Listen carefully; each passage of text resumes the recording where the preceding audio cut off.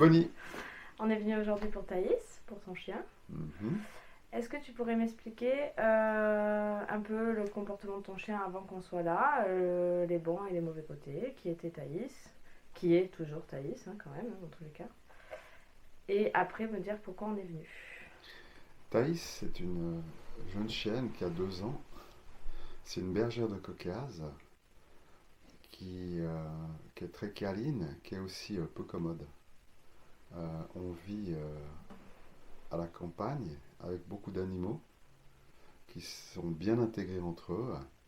Et on a choisi Thaïs parce que nous voulions un chien de protection, un chien de garde pour s'occuper du troupeau. Ce qu'il y a, c'est que je connais pas les chiens du tout.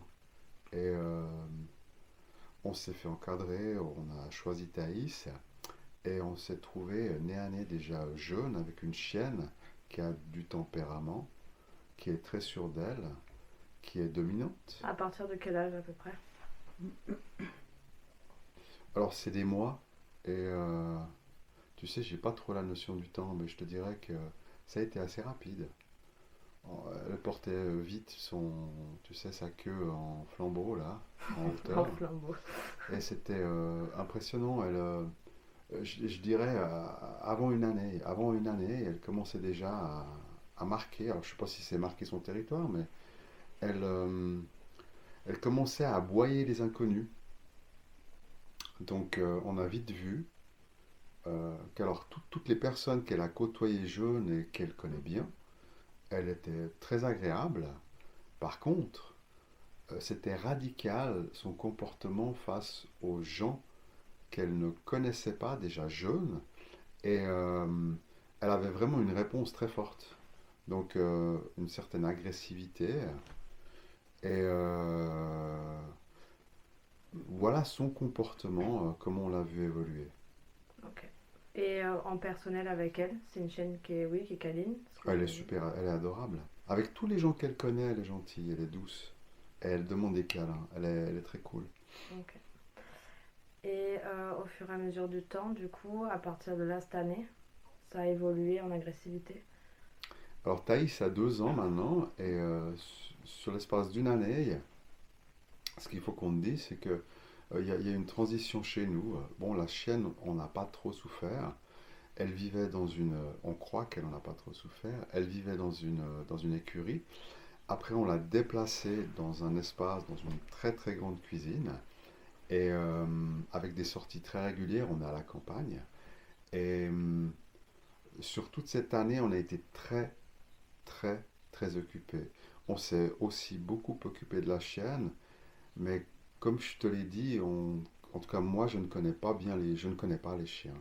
Donc on l'a laissé un peu en roue libre et faire ce qu'elle a envie de faire. Oui, donc Donc elle on a. l'a pas cadré, Mhm. on l'a pas dressé, on n'a rien fait de spécial si ce n'est la sortir régulièrement, qu'elle participe à tout ce qu'on fait, mais on n'a rien ajusté, corrigé et pendant une année, ben, elle a pris en puissance. Et les personnes, du coup, maintenant, juste avant qu'on arrive, ne peuvent pas rentrer dans la maison. Alors Qu'elle ne connaît pas. effectivement, Qu'elle ne ouais, connaît pas depuis toute petite. personne, en fait, je pourrais le dire ainsi, que ce soit dès le moment où c'est son territoire, sa voiture, sa cuisine, sa maison, sa famille, si elle ne connaît pas, tu vas pas approcher. Parce qu'elle va très vite te le faire savoir et elle aurait tendance à, pas que aboyer, c'est d'aller au contact. D'accord. À partir de notre arrivée, donc moi je vais parler moi, j'ai vu effectivement ce que tu me décris, une chienne qui surprotège. Elle fait son boulot. Pour moi, je l'ai dit, c'était clair, elle faisait clairement son travail de chienne de protection, pourquoi elle a été prise. Mais le problème, c'est qu'il n'y a pas eu d'encadrement et d'éducation, on va dire, de limite dans sa réactivité. Ça veut dire qu'on l'a laissé réagir beaucoup trop. Et du coup, il a fallu un peu cadrer ça. Maintenant, c'est pas une chienne qui va au contact, enfin qui aime forcément le contact des inconnus. Ça veut dire qu'elle va pas vouloir créer de lien avec les personnes extérieures. Comme moi, rare cas où je peux pas créer un lien avec une chienne, je la laisse là, tant qu'elle réagit pas, c'est bon, on est bien. Mais c'est vrai que après ça reste du Caucase. Moi j'ai découvert, et je le dis, j'ai découvert la race. J'avais déjà lu deux trois choses, mais j'étais pas pro de la race du Caucase. Et c'est un chien qui est assez sérieux quand même. On découvre une chienne qui est assez courageuse, qui a un fort tempérament, mais qui reste sensible dans tout ce qui va être bon, sanction forcément, mais dès qu'on va la contraindre à quoi que ce soit la muselière, on l'a vu de suite, dès qu'on lui met la muselière, tête basse, j'ai pas envie de travailler, elle a pas envie de toute façon de bosser, hein, la contrainte, elle voit pas pourquoi on en mettrait. Hein. Il y a des chiens, ils voient l'objectif de suite de se dire bon, ben, je vais pouvoir enfin approcher d'autres chiens ou d'autres humains, et elle, pas du tout. Et pour toi, qu'est-ce qu'on a travaillé, clairement? Qu'est-ce qu'on a pu aujourd'hui euh, sur quoi on t'a soulagé? Sur quoi qu'est-ce que tu peux faire aujourd'hui que tu ne faisais pas avant? Alors moi, l'essentiel, et c'est l'objectif, c'était mon objectif, et il a été atteint, c'est que dès le moment où j'avais pas de longe à l'époque, donc elle est dans sa voiture ou la maison, et je lui demandais donc de laisser, ben elle ne le faisait pas. Et grâce à ton intervention et ce que tu as fait tout au long de ces jours, on a eu l'attention et une réponse excellente de Thaïs. C'est-à-dire que dès le moment où je lui dis laisse, elle grogne, je lui dis laisse, elle laisse. Dès le moment où je lui demande, elle sait qu'elle va trop loin de revenir au pied, elle revient. Elle met son temps, mais les ordres sont validés. C'était. Donc pour moi, c'est, euh, c'est une réussite. Est-ce que tu te sens, après qu'on soit parti, de la réintégrer plus à tout ce qui va être invité, des gens qui vont pouvoir rentrer chez toi, à maîtriser ton chien? Est-ce que tu penses qu'aujourd'hui, tu as moins d'appréhension? Est-ce que c'est plus Alors, clair? j'ai jamais eu d'appréhension, mais complètement, pour répondre à ta question, oui.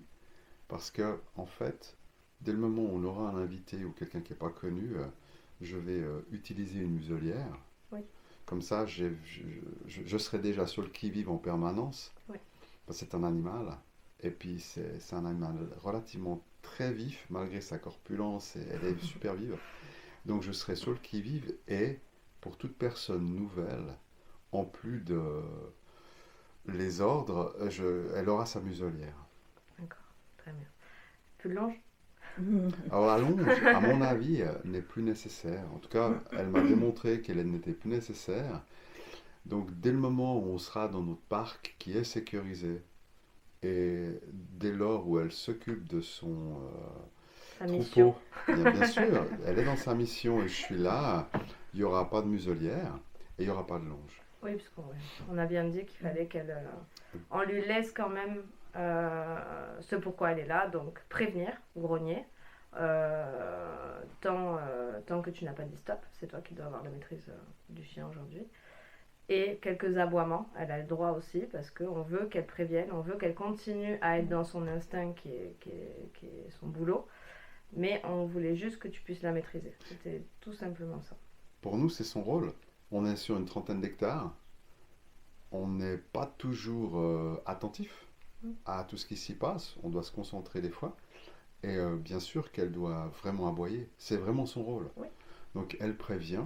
Et puis après, à nous de venir sur site, de prendre compte, de voir. Et puis après, on verra l'ordre ou la demande qui y résulte. Parce que voilà, c'est important aussi que les gens comprennent que ce genre de chiens-là ont un travail déjà de naissance, qu'on les prend pour un boulot et qu'on n'est pas venu sanctionner le chien sur les premiers aboiements, sur les premiers grognements. Je voulais vraiment qu'elle garde ce truc-là, mais pas qu'elle aille plus loin, dans le sens où Thaïs, jusque-là, comme nous on l'a vu, on toque à la porte, elle est déjà derrière la porte et personne ne passe et personne ne rentre. On bouscule tout le monde et on voulait juste un ordre de choses. C'est-à-dire, à ta place, là je sais que c'est un invité, là je sais qui c'est, mais quand on ne sait pas qui c'est, on analyse, elle a le droit d'aboyer tant qu'on analyse, de voir la personne arriver. Et l'attaque, qui était. Enfin, l'attaque, on va dire qu'elle sautait quand même relativement. Elle aurait pu voilà, stopper les gens nets en disant maintenant tu restes là où tu es. Et ça, on voulait pas et on veut pas parce que ça met le chien en danger, hein, de toute façon. Et les personnes, évidemment. Et c'est pas très agréable quand on va boire le café d'avoir un chien Non, qui tu sais, on nous accueille du monde aussi, donc on n'aurait pas voulu ça, mais c'est tout à fait ce que tu as dit, et c'est le choix de ma femme, Magali, qu'il a vraiment choisi pour de la protection. Donc elle a vraiment un rôle défini. C'est une chaîne qui a vraiment un travail. Alors, elle a eu un travail, on n'a pas su le gérer, tu es venu pour mettre de l'ordre. Maintenant que tu as ajusté la mire, on va aller de l'avant. Donc oui, on est très confiant. Cette chaîne nous a prouvé beaucoup de choses pendant toutes les semaines. C'était très intense.